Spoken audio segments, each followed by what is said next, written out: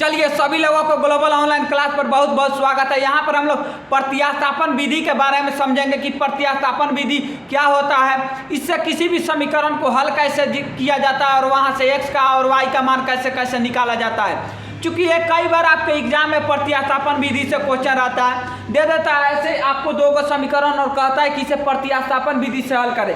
तो आज हम सिखाएंगे कि प्रतिस्थापन विधि से किसी भी समीकरण को हल करके वहां से x को और y का मान कैसे आप निकाल सकते हैं। तो जैसे देखिए इसमें कैसे आपको हल किया जाएगा। सबसे पहले क्या करेंगे कि दो गो समीकरण दिया रहे तो दोनों को एक एक करके मान लेंगे। चलिए हम इसको मान लेते हैं समीकरण नंबर 1 और इसको मान लेते हैं समीकरण नंबर 2।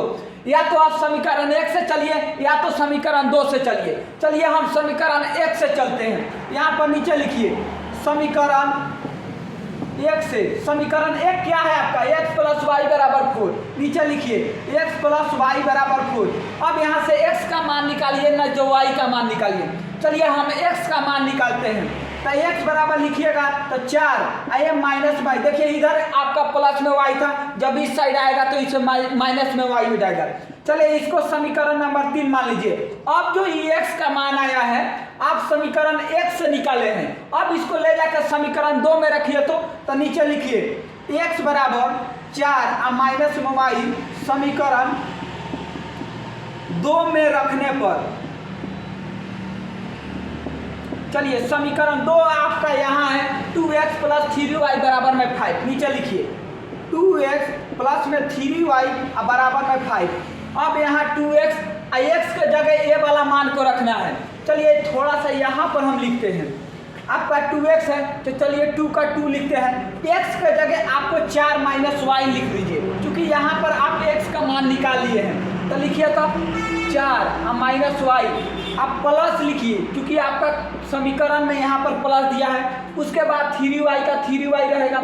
उसके बाद बराबर के इस साइड आपका 5 है तो बराबर के इस साइड 5 लिखिए। चलिए इस 2 से इसमें गुना कीजिए तो 4 दूना 8 होगा, माइनस में 2y होगा, प्लस में 3y और बराबर में 5। अब इधर देखिए 8 का 8 रहने दीजिए, इसमें से घटाइएगा तो माइनस में 2y और प्लस में 3y।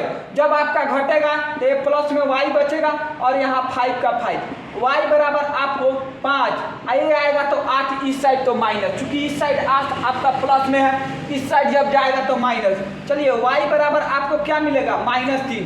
अब y का मान निकल गया -3। अब इस y को मान को ले जाके आप समीकरण 1 में भी रख सकते हैं, 2 में भी रख सकते हैं, 3 में भी रख सकते हैं। किसी भी समीकरण में रखिएगा तो आपका वहाँ से x का मान निकल जाएगा। चलिए इसको हम समीकरण नंबर 3 में रखते हैं। चलिए y बराबर -3, इसको समीकरण आप 3 में हम रखते हैं। चलिए 3 में रखने पर समीकरण 3 आपका क्या है, x बराबर 4 माइनस वाई। नीचे लिखिए x बराबर 4 माइनस में y। x बराबर लिखिएगा 4 माइनस ये है, ये आपका y का मान जो है एक ऑलरेडी माइनस में है तो इसका -3 लिख दीजिए। चलिए x बराबर लिखिएगा तो 4 माइनस माइनस मिलके आपका प्लस हो जाएगा और यहाँ 3 का 3। चलिए x बराबर क्या मिलेगा 7, यानी x का मान आपको मिल गया 7 और y का मान आपको यहाँ से मिल जाएगा 3, यानी x का मान आपको 7 होगा और y का मान आपको -3 होगा।